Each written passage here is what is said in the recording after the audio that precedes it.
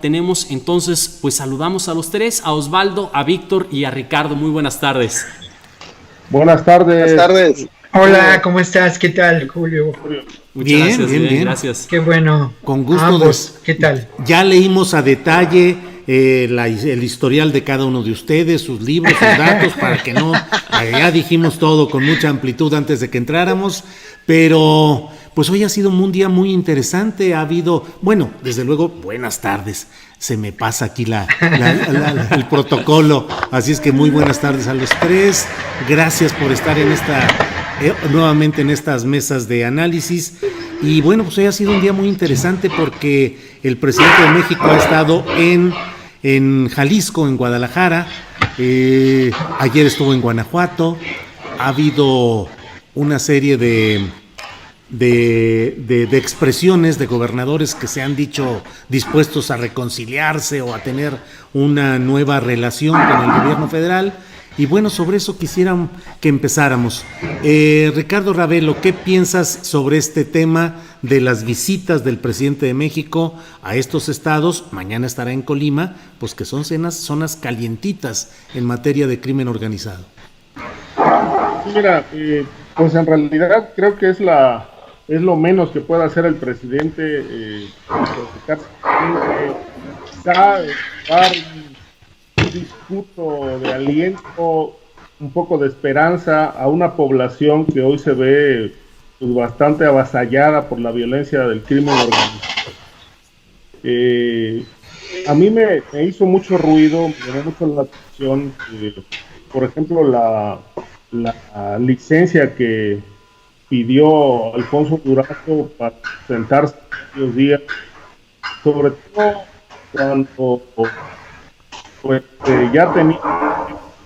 Perdón, ya que hablas de mucho ruido, se oye mucho ruido por ahí. Víctor Ronquillo, ¿podrías poner en mute en tu micrófono? Porque se oye demasiado escándalo. Yo, sí. A ver, voy a apagar el micro. Sí, a ver, por favor. Y lo prendes con... A ver si es... Sí, ahí está. Lo identificamos. 20 puntos para nosotros. Te cachamos, Víctor. Adelante, Ricardo, por favor. Sí, entonces decía que me había hecho bastante ruido esta licencia, sobre todo cuando se conocía que el presidente haría una gira por estas entidades que son, pues, de las más calientes desde el punto de vista de la violencia. Sin embargo, bueno, pues parece que no fue necesario más que la disposición de 2 días, de por lo menos una semana que había solicitado, y se reincorporó a la gira, a las tareas. Me llama la atención pues 2 cosas. Una, que haya dicho Durazo que el cártel Santa Rosa de Lima está en crisis, está en una etapa pues casi agónica. Que no tienen para pagar la nómina. Exacto. A mí me parece que esto está muy exagerado porque no hace mucho la propia Secretaría de Seguridad Pública había dado algunos datos relacionados con la boyante posición que tenía Santa Rosa de Lima, sobre todo porque, bueno, nada más, digo, sin contar los otros negocios ilegales que manejan, tienen un portafolio bastante amplio de actividades. Pero, por ejemplo, tan solo el huachicol les dejaba sobre 3 o 4 millones de pesos diarios.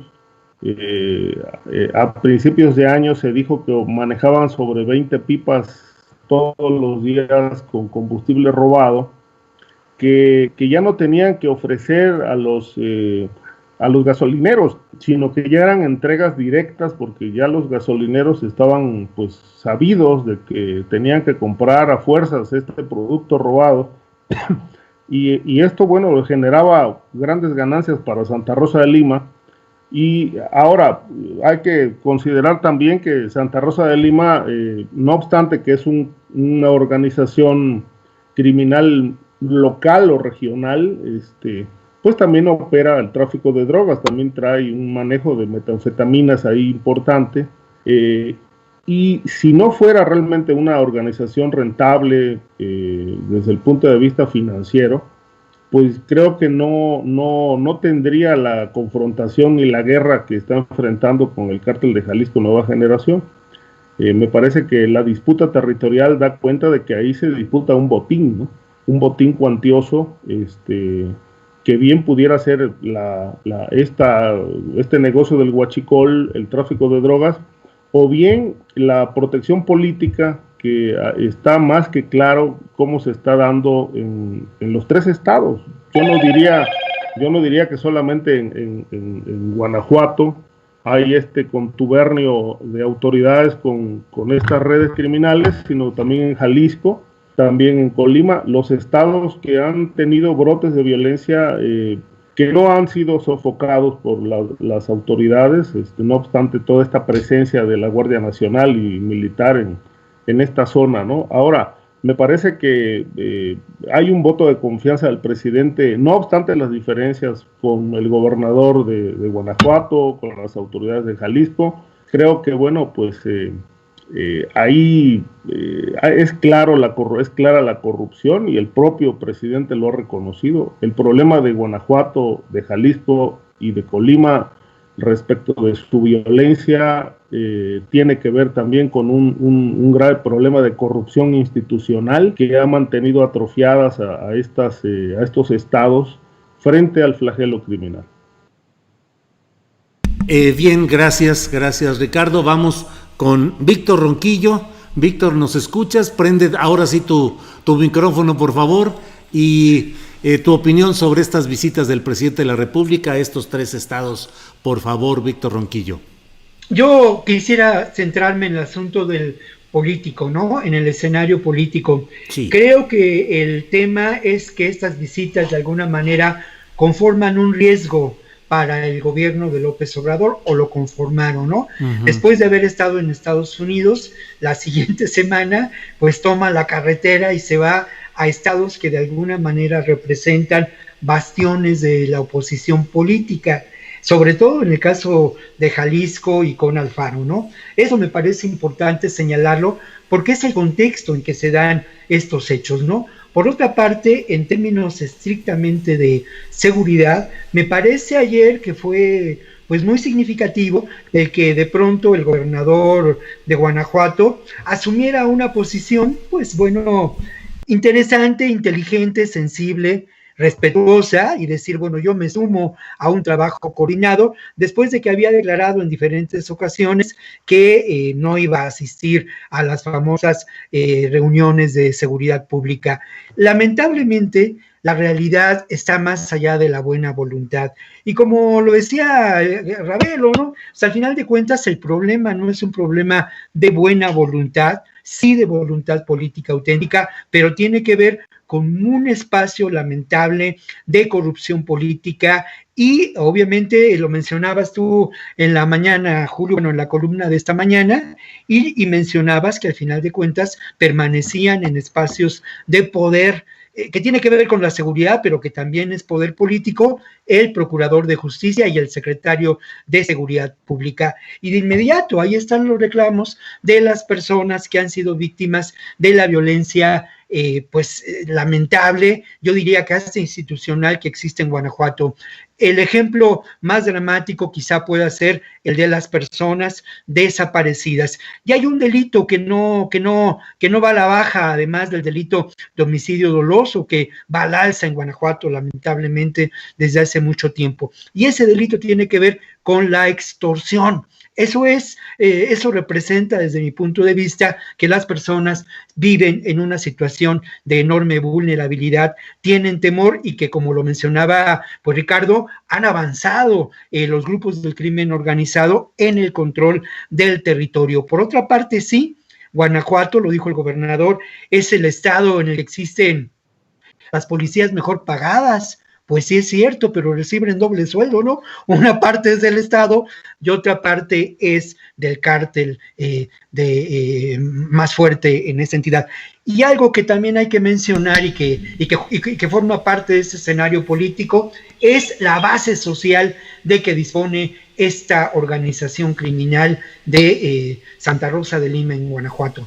Me estoy extendiendo, colegas, pero no quisiera dejar de lado también lo que ocurrió esta mañana.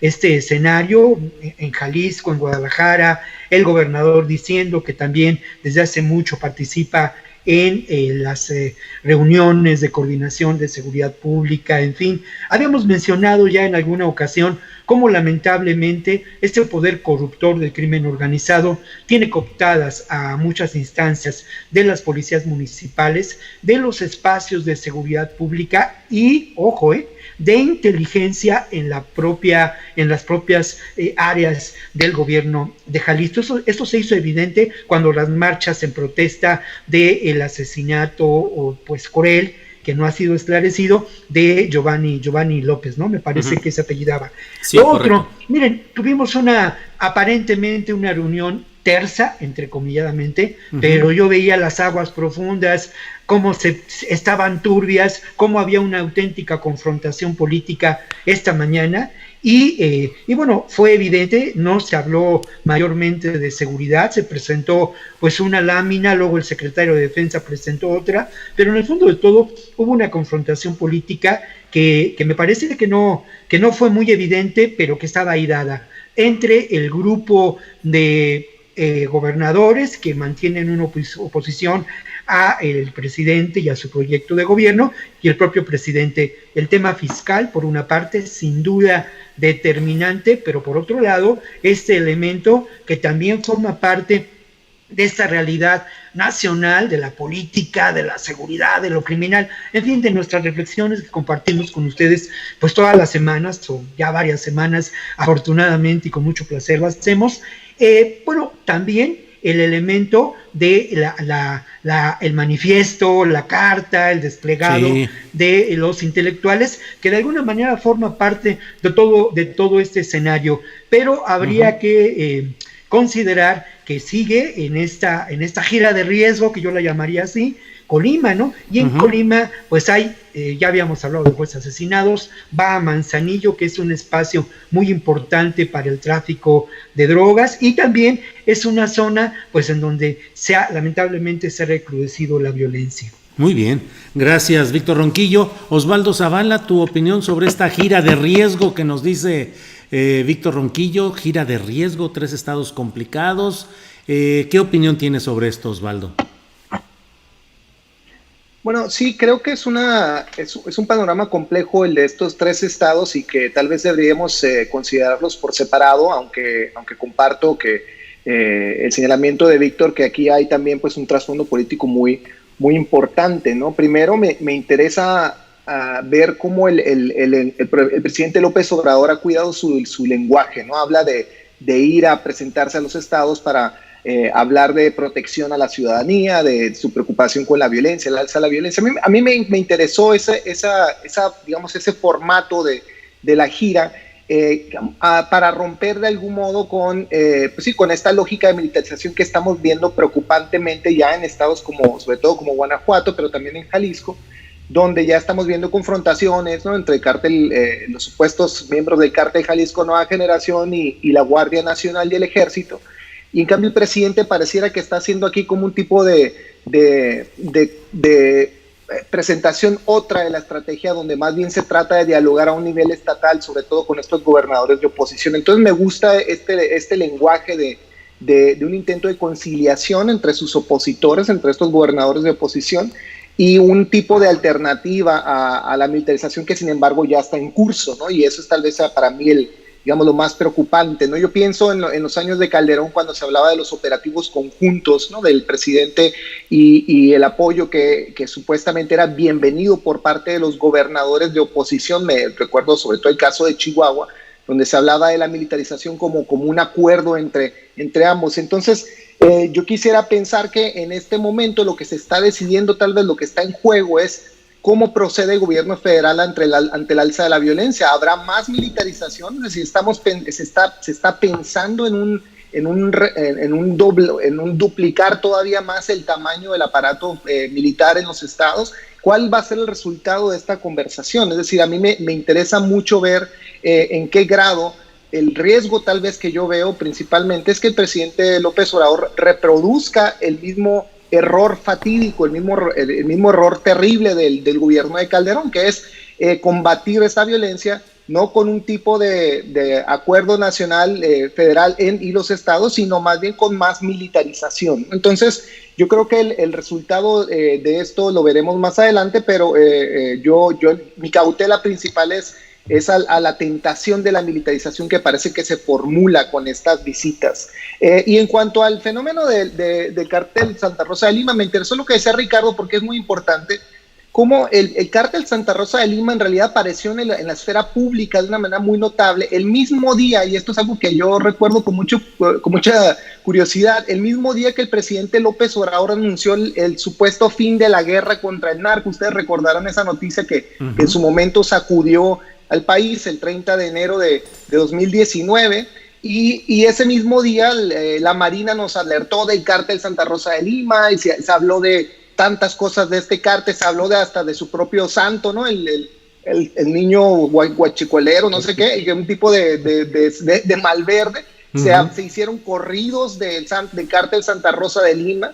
Es decir, toda la parafernalia cultural que está constantemente justificando y alimentando esta noción que tenemos de Estado en crisis, asediado por grupos del crimen organizado, se reprodujo rapidísimo en torno al supuesto huachicoleo. Yo sé que vamos a hablar en un momento más de Lozoya y del caso de Pemex, pero no podemos olvidar que el mayor saqueo de combustible ocurrió al nivel institucional, con el beneplácito, con la aquiescencia de funcionarios de gobierno federal, y no porque el marro así lo ordenara, ¿no? Es decir, el saqueo de combustible a nivel nacional no tiene comparación y queda como un juego de niños el robo en las tomas clandestinas del supuesto cártel Santa Rosa de Lima. Entonces tenemos que dimensionar una vez más esto, y yo creo que aquí viene un poco la confusión de la que hablaba Ricardo hace un momento. Como confiamos en la fuente oficial nos dice que el cártel Santa Rosa de Lima genera tanto dinero, y de repente está en las últimas, ya los van a capturar, no, de repente sí, de repente se va a vengar porque detuvieron a su madre, etcétera. Es decir, creo que tenemos que tener mucho cuidado con, primero, cómo creemos y cómo aceptamos lo que dice la fuente oficial, y no desatender el hecho que el principal saqueo de combustible en México ocurría porque el gobierno federal así lo quería, en los años sobre todo del gobierno de Peña Nieto y para atrás. Hay una cuestión ahí que yo quisiera nada más anotar aquí para que no se nos vaya. Sí, Ricardo, sí. Esto que dice Osvaldo me llama la atención. En efecto, cuando le conviene al gobierno, las organizaciones criminales son muy poderosas, ¿no? Y entre más grande y más poderoso sea el enemigo, mejor. Pero cuando ya no conviene, entonces las desinflan como por arte de magia, ¿no? En realidad el cártel Santa Rosa de Lima no ha sido abatido, no ha sido combatido, pues porque no hay presencia policíaca ni militar allí, y cuando han habido algunas detenciones, pues hemos visto verdaderamente un desgarriate ahí completo con el tema de la Procuración de Justicia, que no se ponen de acuerdo en a qué horas llevar un amparo, a qué horas poner la hora del amparo de la orden de cateo para ejecutarla, se adelantan a ejecutarla, y finalmente cuando llega todo esto ante el juez, pues dicen, bueno, es que a la hora que cateaste la propiedad no es la misma que corresponde con la que emitió el juez.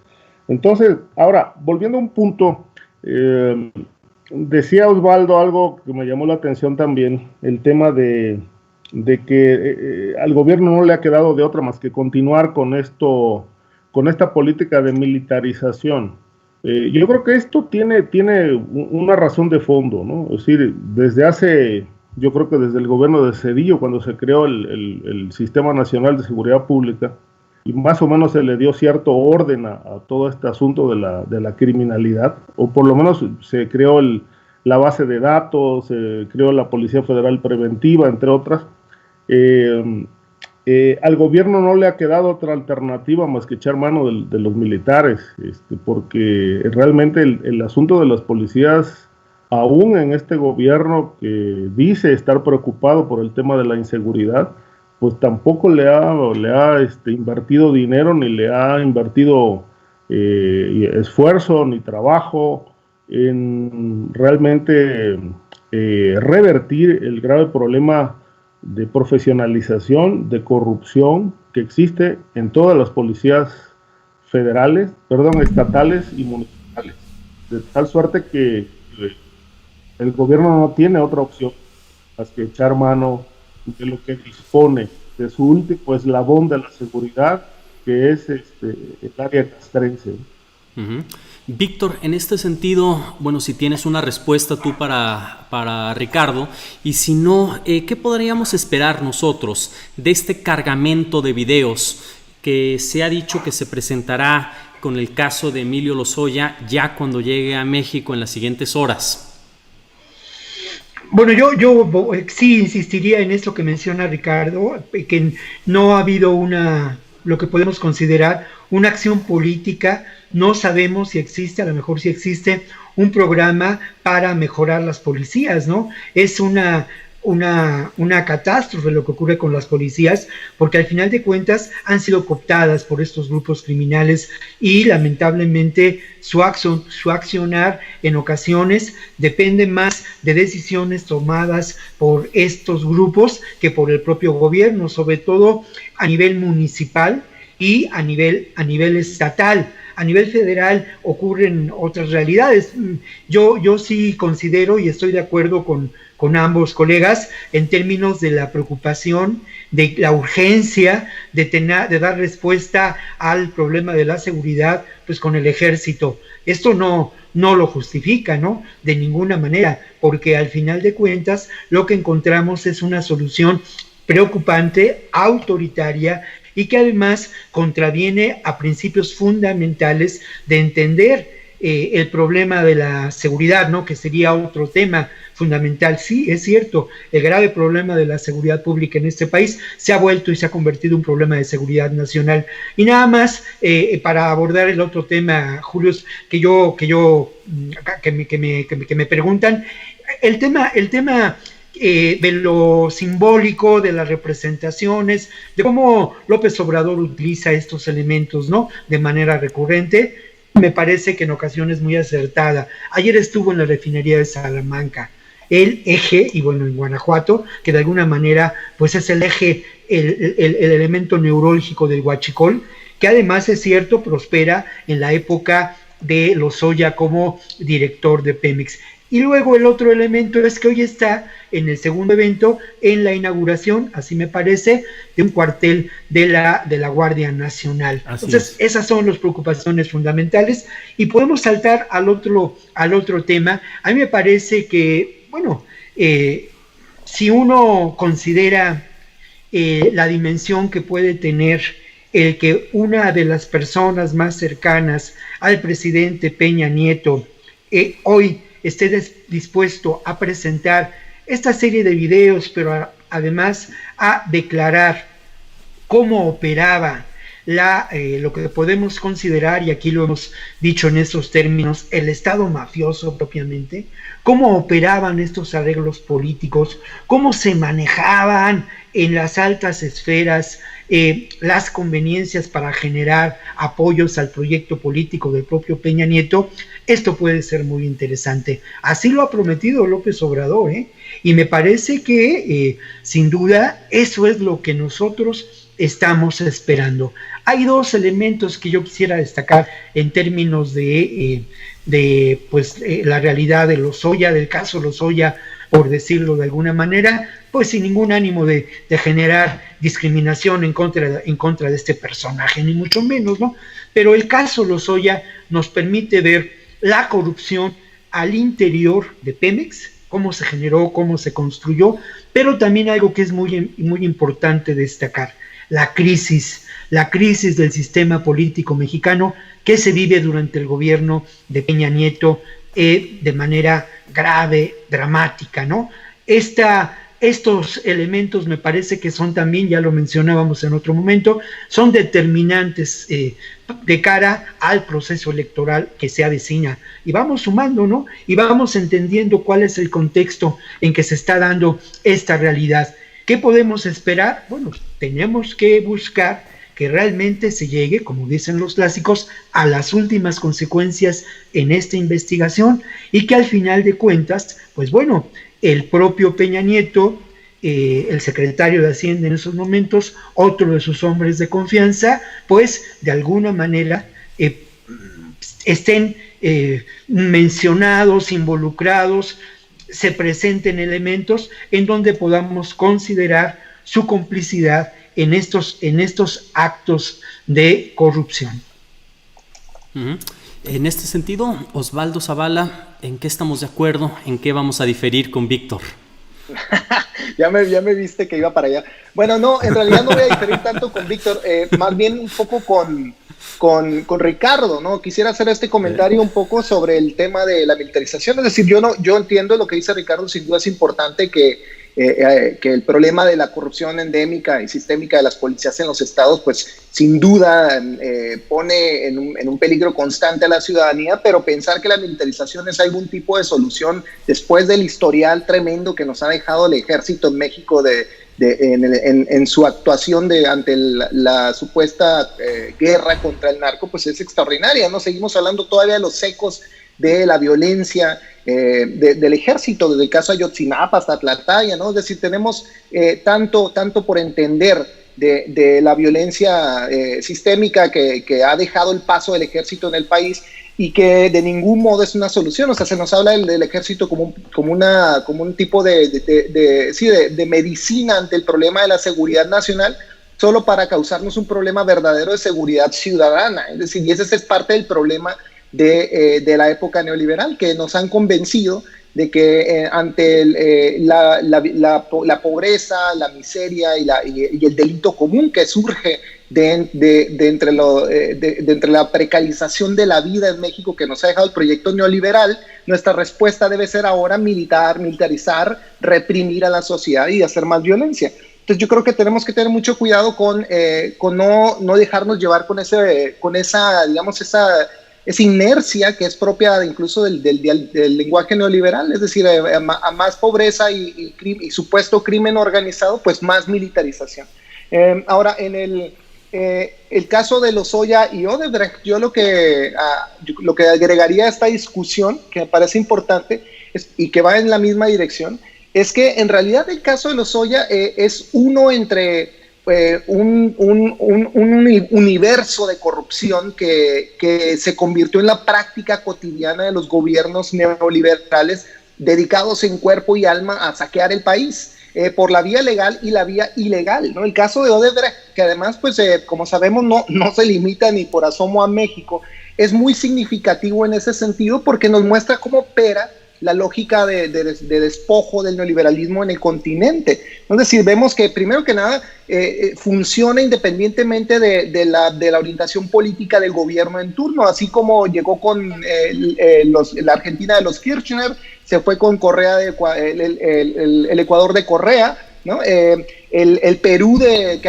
había por fin regresado a la vía democrática después de la década de Fujimori también. Es decir, todos los gobiernos latinoamericanos, independientemente de su posición política, el gobierno de Maduro, por supuesto, terminaron vinculados al caso Odebrecht. Ahora, lo interesante entonces es no solamente fijarnos, digamos, en la anécdota política de la corrupción inmediata de nuestros gobiernos, sino entender que estamos ante un paradigma de gobierno transcontinental, transnacional, que funciona precisamente a partir del enriquecimiento ilícito y a veces lícito de una clase político-empresarial que avanza sus intereses precisamente utilizando y manipulando instituciones de Estado que en algún momento fueron pensadas para el bienestar social, como una paraestatal como Pemex, y que ahora está diezmada y entregada, si no en el petróleo que nominalmente sigue siendo de mexicanos, sí por lo menos en los megaproyectos que distribuyen el saqueo de recursos. Es decir, ¿de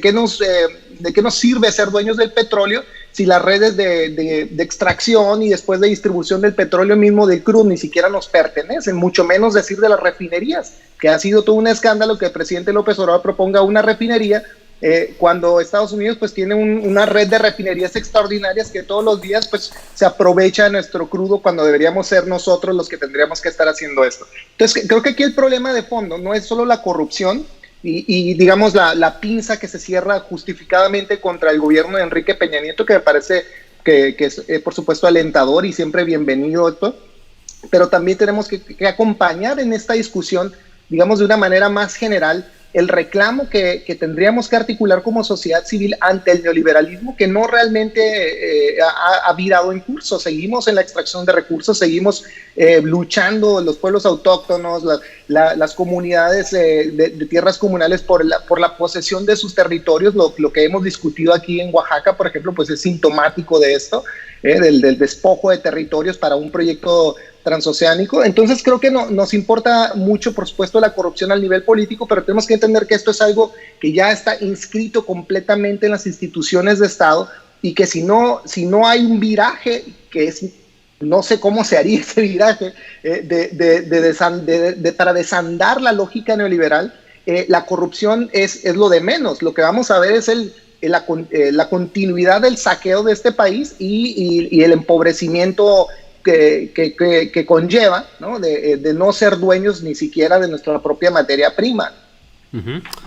En este sentido, Ricardo Ravelo, bueno, Osvaldo iba a decir de Víctor y luego ya dijo de ti. ¿En dónde estamos? ¿En dónde estamos, Ricardo? Que no estaba en desacuerdo con Víctor. ¿Qué pasó, Ricardo? Y el tema de... Y el tema que estamos hablando, o que tratamos de introducir, sobre este cargamento de videos que Emilio Lozoya traería a México y tendría un cambio sistémico. Creo que Ricardo está congelado, censurado por YouTube. para criticarlo más. ¿No? Sí. Ahorita vamos a decirle de cosas de todo a Ricardo, al cabo que no nos escucha. A lo mejor tiene apagado su micrófono, debe prenderlo. No solo su micrófono, su cámara está congelada. Es en protesta por todo lo que han estado diciendo tanto Víctor Ronquillo como Osvaldo Zavala. Bueno, pues, si me permites agregar un punto que se me pasó ahorita en la pasión del alegato, que va en esta dirección. Es que mientras hablamos de este saqueo de Pemex y de la corrupción del Pemex de Lozoya y de todo el sexenio de Peña Nieto, que me parece por supuesto importante para saldar como materia de justicia transicional, etcétera, lo que hemos discutido acá, tenemos que recordar que el gobierno de López Obrador ha continuado, si no digamos esta lógica neoliberal a ultranza, sí por lo menos acercamientos preocupantes con las mismas empresas energéticas que participaron del saqueo de los últimos 12 años. Hablamos de eso en la semana pasada, ¿no? En la reunión con Trump estaba ahí Shell, la petrolera, estaba Sempra Energy, que es la que construyó parte de ese gasoducto tremendo que saca el gas natural, el gas shale de Tamaulipas. Es decir, mientras no se piense realmente la lógica del saqueo, del expolio de recursos, que se haga legalmente o ilegalmente, digamos, para mí es de cierto modo secundario. Es decir, porque lo que va a pasar finalmente es que, independientemente de que se haga por medio de un soborno o no, vamos a entrar en esta lógica de despojo, que bueno, vamos a seguir en la lógica de despojo, que es la que impide el avance de toda causa social en el país. O sea, es decir, ahí el presidente López Obrador tiene el dictamen correcto, pero no lo veo necesariamente, por lo menos no veo señas de que haya verdaderamente un reverso a la lógica neoliberal de la extracción. Bien, pues todavía sigue ausente Ricardo Ravelo. Bueno, pues entonces vamos a dejar pendiente que conteste la pregunta que planteaste, Julio Alejandro. Cuando regrese le damos la palabra y vamos ahora con Víctor Ronquillo. Víctor, bueno, corrupción para arriba, corrupción para abajo, un montón de casos. Por el hartazgo nacional contra la corrupción llegó al poder Andrés Manuel López Obrador. Ya era insoportable y ese fue el tema central. Hoy, a menos de un año ya de las elecciones intermedias que van a ser muy complicadas, muy difíciles, otra vez el tema de la corrupción está a todo lo que da con los temas que ya hemos hablado, Tomás Cerón, Genaro García Luna, Rápido y Furioso, y desde luego Lozoya, las factureras, de todo esto. ¿Qué crees que suceda? ¿Son instrumentos electorales? ¿Es una acumulación de expedientes que hoy llaman a justicia? ¿Cómo ves este tema, Víctor Ronquillo? Bueno, lo primero es que, mira, en una de las mañaneras recientes, Andrés Manuel López Obrador se refirió a que no iba a usar políticamente a la justicia, ¿no? Que había una enorme diferencia. Bueno, eso sin duda es una declaración afortunada, pero no hay duda de que estos elementos forman parte de la realidad política y también abonan puntos en favor del proyecto político de Andrés Manuel López Obrador, de la Cuarta Transformación, y abonan puntos también electorales, sin duda, ¿no? Esto sí creo que sin duda tiene pues implicaciones electorales. Ahora, la diferencia, y eso sí hay que mencionarlo, es que esta maquinaria de la justicia no está operando en estos momentos, desde mi punto de vista, de manera cronológica, conforme a esta realidad, sino realmente hay procesos de investigación y hay todo un intento. Yo pues digamos, quisiera tener y mostrar una buena fe. Hay todo un intento verdaderamente de desmontar lo que mencionaba Osvaldo, ¿no? Este Estado que es un Estado mafioso, esta política neoliberal que no fue otra cosa más que el usufructo del bien público en favor de unos cuantos. Lo que me parece es que, sin duda, ¿no? Y podríamos analizar cada uno de los casos, vamos a solamente con el caso Lozoya, pero sin duda, el caso Lozoya de alguna manera va a ser determinante para, pues, por una parte, y esto hay que destacarlo también, lo mencionaba hoy Carlos Puch, colega columnista, colega comentarista, conductor de tele en su columna. Él decía que sin duda uno de los elementos a que beneficia esta extradición de Lozoya es sin duda a poner en entredicho la reforma energética. Y habría que decir que no solamente la reforma energética, sino el proyecto político de Peña Nieto, ¿no? Este asunto que tenía que ver con reformas estructurales que al final de cuentas no se consumaron y hoy están en entredicho. Lo otro, sin duda también, golpea a la clase política, por decirlo de alguna manera, porque va a involucrar sin duda a elementos priistas, ¿no? El secretario en esos momentos de Hacienda, el secretario de Energía, y después de ello, sin duda también a políticos vinculados a la que en un momento dado podía haber sido la oposición. Se ha filtrado en muchas columnas de prensa, se ha dicho que estos videos son explosivos y que van a mostrar al viejo estilo Ahumada cómo se corrompió a políticos del PAN y del PRD. Bueno, no lo sé si esto se ha presentado de esa manera, pero sin duda ya la poca credibilidad, la poca representatividad, el poco valor político de estos partidos puede terminar en un desastre, ¿no? Y luego, bueno, yo volvería a cómo hay todo, por otra parte, toda una respuesta, ¿no? No es una casualidad que en este momento pues se haya presentado la carta o el manifiesto o el desplegado de los intelectuales, ¿no? No todos, ni son todos los que están, ni están todos los que son. Hay gente que yo respeto humana y políticamente mucho, como Javier Sicilia, intelectualmente, como Ricardo Serna, como el maestro Roger Bartra, ¿no? Por decir algunos nombres. Pero hay otros personajes como Enrique Serna, hay otros personajes pues que han estado, como en el caso de Krause, enchufados al poder desde siempre, como en el caso de Aguilar Camín, que fue uno de los elementos centrales en los recursos de cooptación de Salinas de Gortari, del grupo intelectual, académico, que había mantenido una oposición crítica, y obviamente pues el propio exsecretario de Relaciones Exteriores de Fox, ¿no? El güero, se me escapa el nombre. Castañeda, Jorge Castañeda. El güero Castañeda. Entonces, bueno, todo esto me parece que forma parte de esa realidad, y aunque López Obrador haya dicho en un par de ocasiones que esto no tendrá usos políticos, desde luego que los tiene, y todo lo que pasa tiene de alguna manera incidencia en este proceso electoral que ya está con nosotros y que puede determinar muchos elementos, puede determinar el futuro de la Cuarta Transformación. Tampoco es casual que se haya buscado una alianza de gobernadores para confrontar al poder político y al proyecto político de López Obrador. Esta alianza que, bueno, ayer vimos en acción, como una reunión, ¿no? Y neutralizada, yo no sé qué tanto, pero sí, por el momento me parece que sí neutralizada, por el momento, porque al final de cuentas, ahí están agitándose a las aguas, mi querido Osvaldo, ¿no? Muy bien, pues muchas gracias por tu comentario, Víctor Ronquillo. Estamos por enlazar telefónicamente a Ricardo Ravelo, así es que les advierto que cuando él llegue va a tener doble turno por todo lo que ha dejado de hablar en este momento. Pero sí, ¿verdad? Osvaldo, ¿qué opinas sobre esto que estamos platicando? Corrupción para arriba, para abajo, muchos fierros en la lumbre, decimos a veces. El otro día, Carlos Mendoza, director del canal 6 de Julio, nos decía un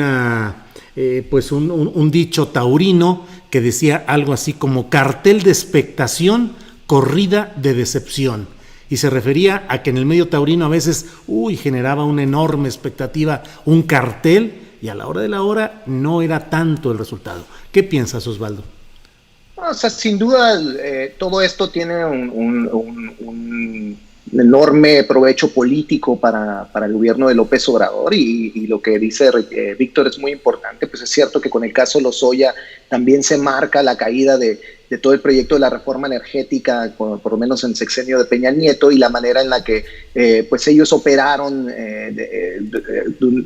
con todo el aparato del gobierno federal, la legalización del saqueo en México, ¿no? Sobre todo en el caso de Pemex y del gas natural. Pero me parece que, aunque digamos todo el beneficio que va a recibir el gobierno de López Obrador nos parece importante, sobre todo para ese ajuste de cuentas que tenemos pendientes con los regímenes anteriores de corrupción, tenemos que exigir, insisto, en que si bien la reforma energética que nos dejó el PRI y el PAN se echa atrás, no continúe el saqueo de recursos, y ahí donde empieza mucho el problema fiscal. Es decir, tenemos aquí todavía pendiente cómo parar el saqueo en la medida en la que se sigue entregando la minería a las canadienses. El litio está a punto de ser concesionado entre China y Canadá en el norte de México. Es decir, y tenemos un enorme problema de proyecto nacional en torno a nuestros recursos. Ya ni siquiera es una cuestión de soberanía, sino siquiera pensar cómo realmente construir un tipo de proyecto nacional sobre recursos naturales. A mí siempre me hace tanto ruido el tema hacendario, porque si pensamos que para las minerías en México, las canadienses, por ejemplo, pagan alrededor de 1.18% de impuestos, lo que me parece extraordinario. Y sin embargo, en otros países estos proyectos dejan más del 18%, ¿no? Es decir, tenemos un enorme saqueo que sigue en curso, ¿no? Y si no encontramos la manera de atender esa reforma estructural, que es hacendaria, que tiene que ver con un proyecto de Estado y de soberanía de recursos, la parte política, aunque se resuelva positivamente como en materia de justicia, no nos va a dejar avanzar, y no creo que va a permitir el avance de la llamada cuarta transformación. Bien, gracias, Osvaldo, ya se ha reintegrado Ricardo Ravelo. Ricardo, defendí tu interés y les dije que ahora que regresaras ibas a tener doble turno por todo lo que ellos estuvieron diciendo en tu ausencia. Julio Alejandro cosas malas, terribles. Sí. Julio Alejandro estaba por preguntarte pues lo relacionado con los videos de Lozoya, el cargamento que viene, qué va a significar. Ese es un tema, y el otro que hemos hablado en este rato en el que estuviste fuera de comunicación es el relacionado con la corrupción como instrumento electoral, o la posibilidad de que sea usado como una carta electoral. Así es que todo el programa de aquí al final es tuyo, mi estimado Ricardo Ravelo. Bien, mira, Julio, primero que nada yo pondría énfasis en un punto que quizá en este momento no pareciera un tanto insignificante, pero ha ocurrido ya en México, que es la seguridad hacia Lozoya. Si realmente trae este arsenal de información que dicen que dispone para hundir a personajes de la administración de Peña Nieto, yo creo que la Fiscalía tendrá que poner mucha atención en la vigilancia a Lozoya. No vaya a ser que le ocurra lo de Fabián Gutiérrez en Argentina, el principal testigo de cargo contra Cristina Kirchner, que fue asesinado recientemente, ¿no? Ahora, me llama mucho la atención el hecho de que Pemex siempre ha sido noticia en temas de corrupción.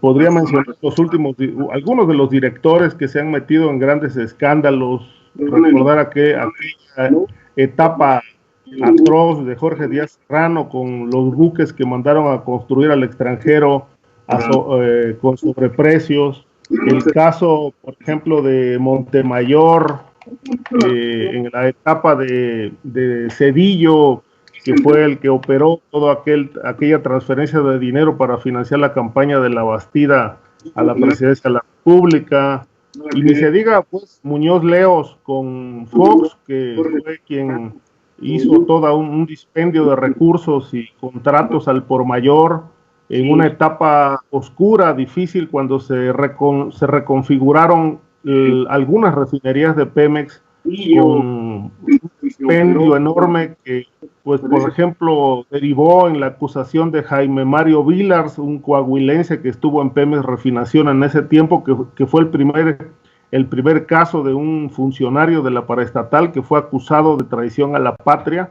y realmente se fue impune y con las bolsas llenas de dinero, porque según recuerdo, en el expediente del caso de la refinería de Cadereyta, con el consorcio Comproca, que fue el que reconstruyó esa refinería, la empresa de los coreanos se fue a juicio internacional, y según pude conocer en aquel tiempo que me ocupé de ese caso, los funcionarios de Pemex se confabularon con los abogados de la empresa coreana para que Pemex perdiera el juicio. Incluso ambas partes, ambos grupos legales, tanto el de Pemex como el de la empresa coreana, trabajaron conjuntamente para derrotar a Pemex en un juicio internacional que se llevó a cabo en París, donde la empresa paraestatal mexicana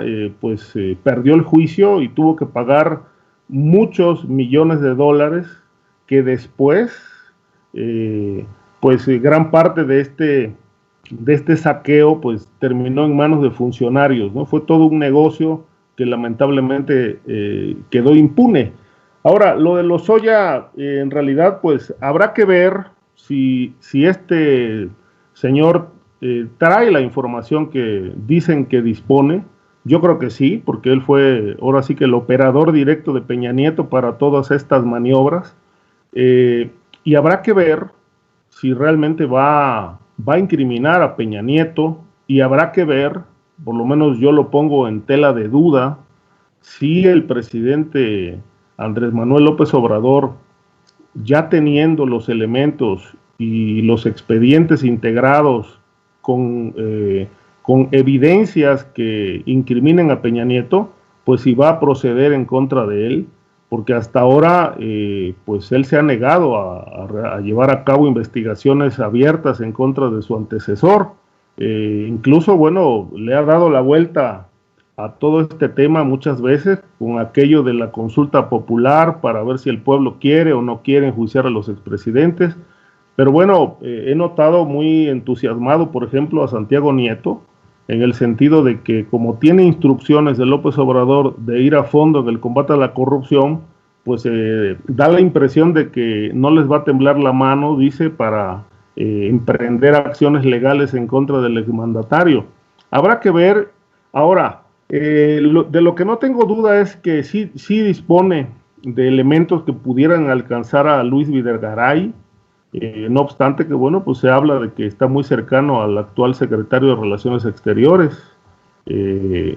Puede haber acciones en contra del exsecretario de Energía, Pedro Joaquín Codwell, por aquello de la venta inflada de agronitrogenados, la empresa que manejaban los Ancira. Otro personaje pues que está en España también y que se ha negado a ser extraditado. Bueno, pues ahora hay todo un rosario de temas de corrupción. Me parece que el gobierno tiene en este momento en manos verdaderamente un cúmulo de piedras volcánicas incandescentes que puede manejar a diestra y siniestra, pues a su antojo, más aún de cara a la elección que viene, la del 2021. Me parece que es un recurso que políticamente para la Cuarta Transformación puede ser muy bien explotado, partiendo de la base de que ha fracasado en el tema de la seguridad pública, ha fracasado en el tema de la economía. Entonces, pues, ¿qué puede ondear, qué puede vender de cara a la elección que viene? Pues el combate a la corrupción. Y este combate a la corrupción, pues, lo encarnan Lozoya, lo encarna César Duarte, el propio Cerón, que ahora está en Canadá. Digo, son batallas legales que no van a ser fáciles, pero bueno, van a intentar traerlos a México, enjuiciarlos. El caso de César Duarte también es un suculento platillo jurídico, legal, político, porque bueno, hay un tema electoral pendiente con la transferencia de dinero del gobierno de Chihuahua al PRI, que implica a muchos políticos priistas, entre ellos a Malifado Beltrones, a otros gobernadores, de tal suerte que bueno, aunque el presidente ha dicho que no se utilizarán como instrumentos electorales o políticos, me parece que también es imposible que no saquen raja de todos estos temas, sobre todo porque pues se acopla muy bien, es una coyuntura importantísima que no van a desaprovechar, sobre todo ahora que pues ha sido uno de los temas fundamentales el combate a la corrupción, y aquí tienen a los personajes de carne y hueso que pueden ser traídos a México para ser juzgados, y creo que esto puede ser una bomba importante que le puede acarrear muchos adeptos y votos a la Cuarta Transformación en la elección que viene.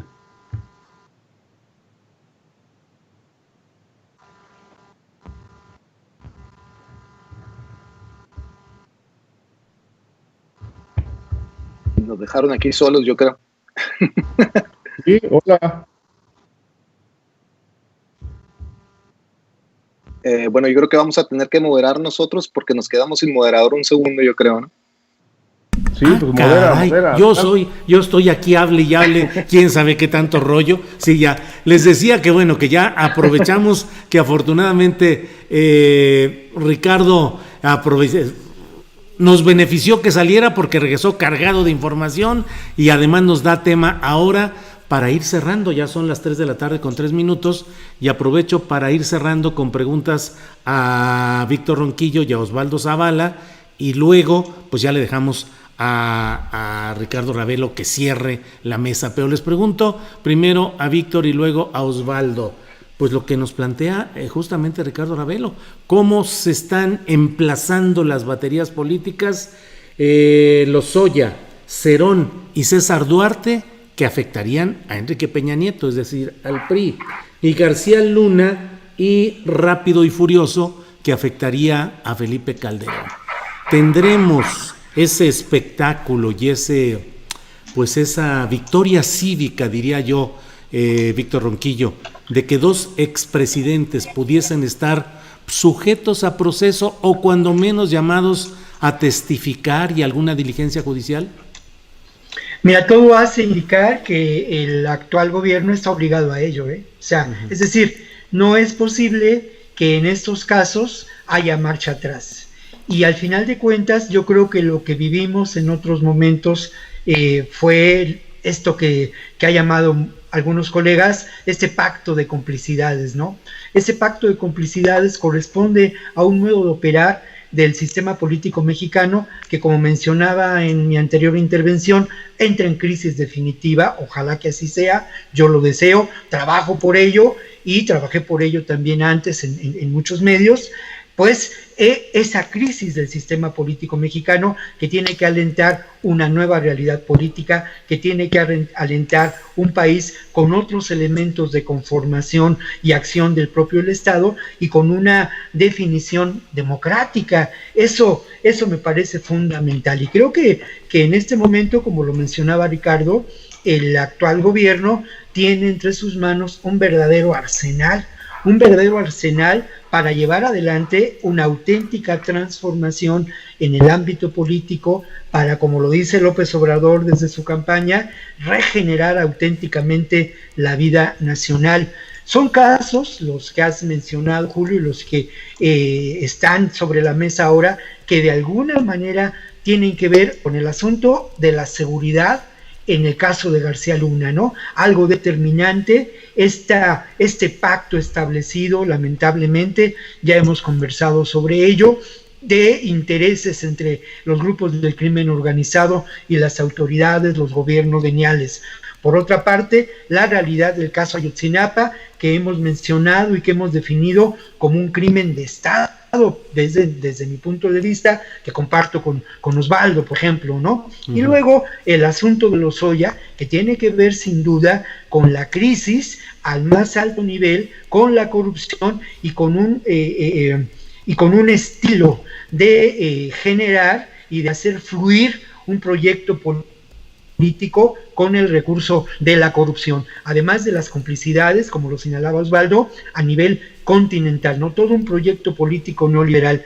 Y bueno, y el caso de Duarte, que sin duda es determinante para entender cómo operan estos gobiernos, estas ínsulas de poder, cómo se benefician los gobiernos, cómo manejan los recursos públicos. El caso de Duarte en Veracruz, el caso de Borges, el caso de Duarte en Chihuahua, corresponden a un mismo modo de operación.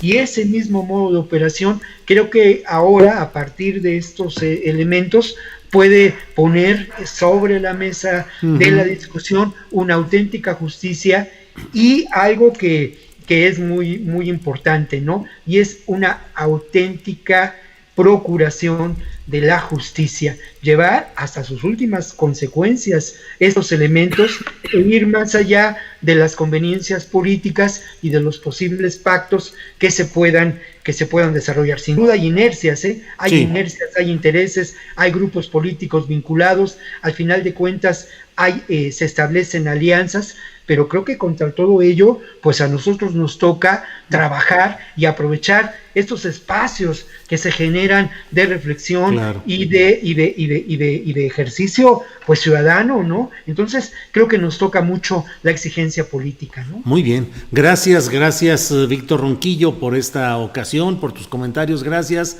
Osvaldo Zavala, tu cierre, por favor.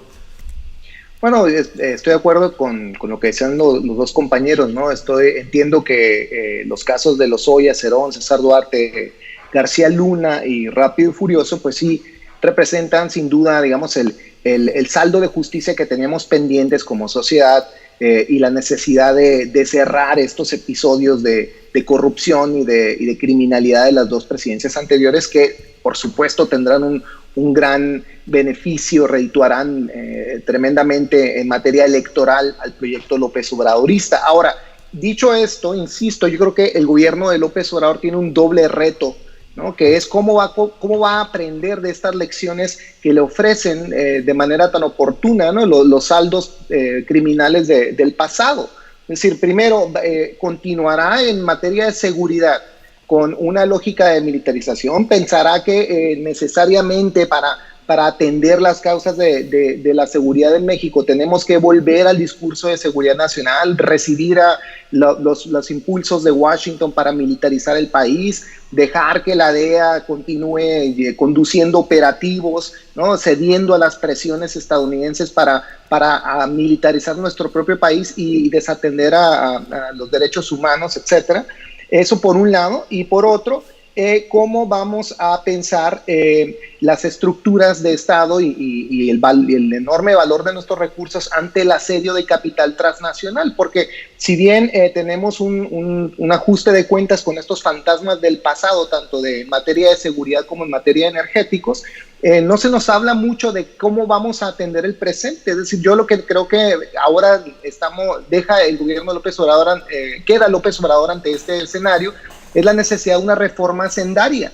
Es decir, que es uno de los grandes temas que creo que sigue ausente, ¿no?, de esta discusión. Es decir, cómo frenar el saqueo de recursos, cómo tener por fin una estrategia nacional para primero pues generar ingresos a partir de nuestros propios recursos y frenar la presencia de capitales transnacionales. Odebrecht es un ejemplo de muchos que van a continuar entre nosotros si no tomamos las riendas de nuestro propio territorio nacional. Entonces no basta con decirle adiós a estos grupos criminales que condujeron la vida nacional política por 12 años. Necesitamos ahora confrontar con la doble materia pendiente en el país. O sea, por un lado seguridad, militarización o no, y por otro lado la continuidad del proyecto neoliberal y el saqueo de recursos. Muy bien, muchas gracias Osvaldo Zavala, y bueno, pues le toca cerrar esta mesa de este día a Ricardo Ravelo con su última reflexión sobre todo lo que hemos platicado. Por favor, Ricardo. Mira, reza una frase que dicen: con la vara que midas serás medido, ¿no? Uh-huh. Una frase bíblica.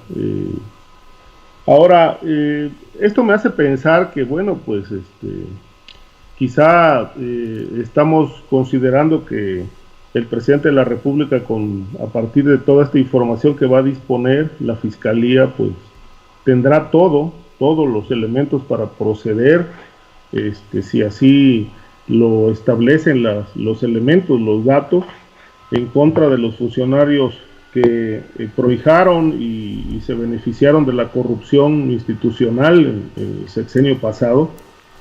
Sin embargo, no hay que olvidar que López Obrador es un hombre del sistema.